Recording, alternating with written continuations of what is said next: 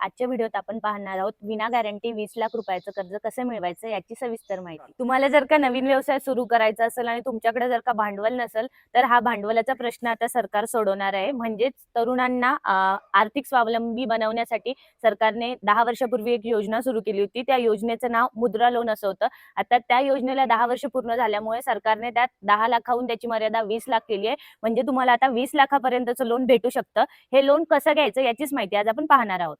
आता बघूया या योजनेचा लाभ कोण घेऊ शकतं। वय वर्ष 18 ते 65 पर्यंतची कोणतीही व्यक्ती या योजनेचा लाभ घेऊ शकते।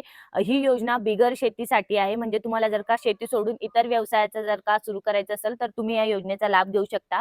यासाठी तुमचं बँक खातं असणं अनिवार्य आहे। त्या बँक खात्यात कोणताच डिफॉल्ट इतिहास नसावा आणि तुम्हाला जे मुद्रा लोन ज्या व्यवसायासाठी घ्यायचं आहे त्याचे डॉक्युमेंट या योजनेसाठी लागणार आहेत। आता बघूया या योजनेसाठी अर्ज कुठं करावा लागणार आहे आणि त्यासाठी कोणकोणती कागदपत्र लागणार आहे।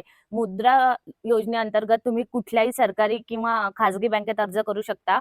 कर्जाच्या अर्जासाठी तुम्हाला तुमचं आधार कार्ड, पॅन कार्ड, तुमचा पासपोर्ट आणि तुमचा जो पत्त्याचा पुरावा आहे इत्यादी कागदपत्र लागणार आहेत।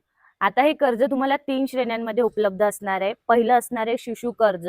या शिशु कर्जाअंतर्गत तुम्हाला 50,000 पर्यंतचे कर्ज भेटणार आहे। दुसरं असणार आहे किशोर कर्ज। किशोर कर्जाअंतर्गत तुम्हाला 50,000 ते 5 लाखापर्यंतचं कर्ज भेटणार आहे।